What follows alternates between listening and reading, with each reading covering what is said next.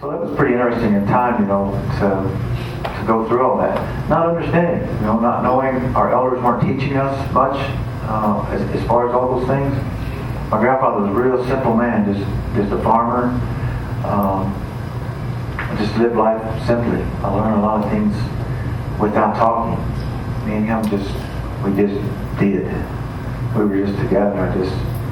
I always wanted to be around him because I never knew my father was not in my life. I seen him once when I was 5, so he was never in my life. So my grandfather was it for me. And no running water, no electricity, just grow the garden, haul the water, which now that's good when you learn sweat lodge, huh? You haul a lot of water. So I thought, what am I doing all this? Going to the spring carrying water all the time, so I was already preparing when I back in. But just living off the land, we lived in town, we had electricity and all that, but I always want to stay with Grandpa. I want to live like that, just be with the land.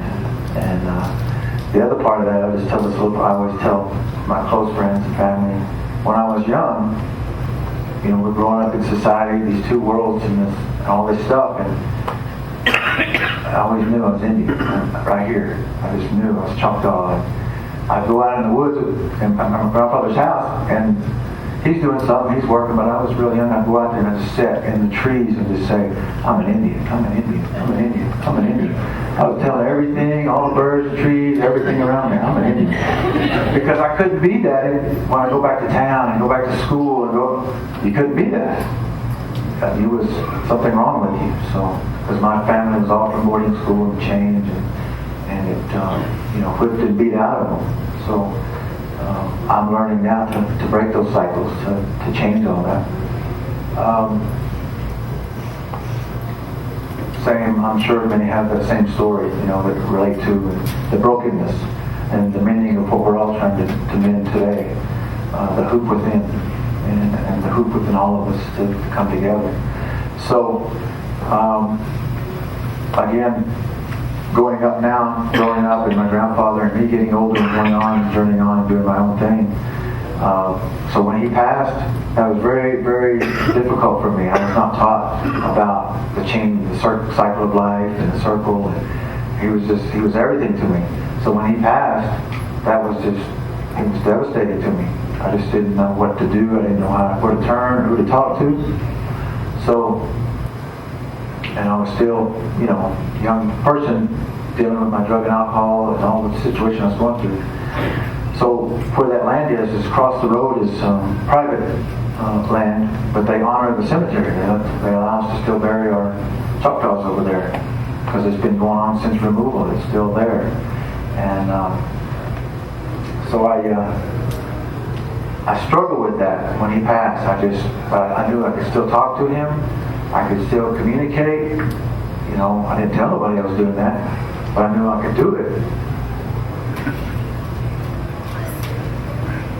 But for 2 years, going back and forth, I lived in Dallas, and I was going back and forth to Oklahoma all the time.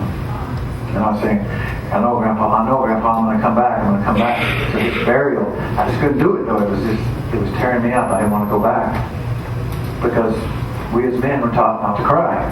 So I knew if I go back to his burial, what am I going to do? I'm going to sit there and I'm going to cry like a big baby, I thought. So, but I go and I finally go. I finally give in. I quit resisting and I go there. And I sit at his burial spot and I cry and I tell him, I'm sorry, I apologize, all these things.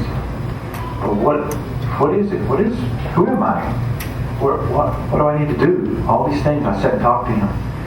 And I just felt this energy to say, it's okay, you're okay, I'm okay, and you're okay. And I said, okay, so that was real strange, all this stuff. So, but I got up and I kept asking the Creator, it's like, I feel my grandfather, the Creator, I need to know from you, is this what's really going on? What do I need to do now? And as I was leaving that cemetery, and I was walking down this, it was just a little dirt road off in the woods, and I just said, Creator, I need a sign. I need something to tell me, show me. And it was kind of overcast, cloudy that day, and the road went down and made an L shape off through these trees. And at the end of that, where that L shape was, this hawk came. It was just sitting there. And I looked and I thought, well, there's a hawk. Wow, check that out. And as I walked and got closer, though, I could see it kind of move. I could only get so close to it. I said, okay, so what's this all about? And then all I could feel was, Grandpa, is that you? Is this you, grandfather? And it just sat there and just looked really, just out. And looked away. It was looking down that way from me. And I kept stepping up and moved away a little bit. And I said, well, Creator, is this my grandfather? I need a sign. I need you to show me something. And those clouds just parted, and that sunshine just hit that hawk and lit up. Okay. yeah, don't doubt right now. Just let all that go. So I said and thanked Creator and Grandfather, and just, you become very humble at that moment just to see this really truly happening. It's almost like a dream, it's almost like, is this really happening? And I still had doubt though, but I think I was full of this energy now. I knew I had my sign, I had everything. So I started to walk away, but I went, doubt. I looked and it was gone. So it was gone, the clouds was already closed, and I didn't see anything fly away. So the feeling, I just got my grandfather come to me in the spirit of a hawk. And I kept saying, the spirit of a hawk. I just kept going over and over, spirit of a hawk. So eventually when I started meeting other elders and other Indian people, they asked me, what's your name? And I said, Spirit Hawk. I was working in Dallas, and I started putting my feathers in my hair, and people was getting on to me. You can't do that. Yes, I can. Why do you do that? For my grandfather, and his grandfather, and all those grandfathers it was taken away from. I was downtown Dallas, working for a Fortune 500 company. I started growing my hair out, and I started wearing my hawk feather in my hair. And they were all like, getting mad at me, saying, you can't do that. Yes, I can. It's in their honor. It's not mine, But I was shown the sign, so things started happening. Everywhere I went, that hawk came.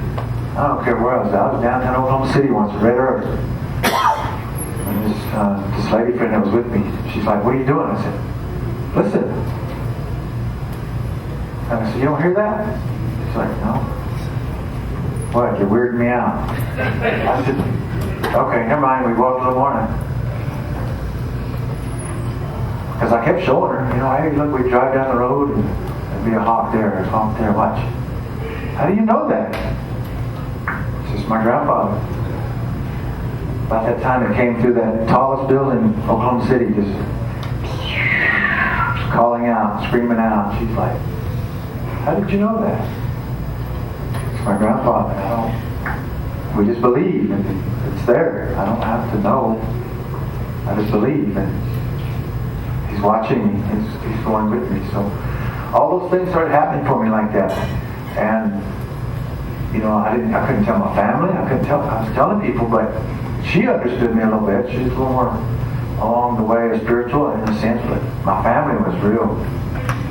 If I would have said anything to them, I'd have been like my grandfather when he saw the spaceship. He's like, they're going to think I'm crazy. But that Spirit Hawk just stayed, and I kept calling, and I started meeting other people and telling them, Spirit Hawk, Spirit Hawk. I don't even think Sandy knew my name. That's all he knew me by was Spirit Hawk when I first met him.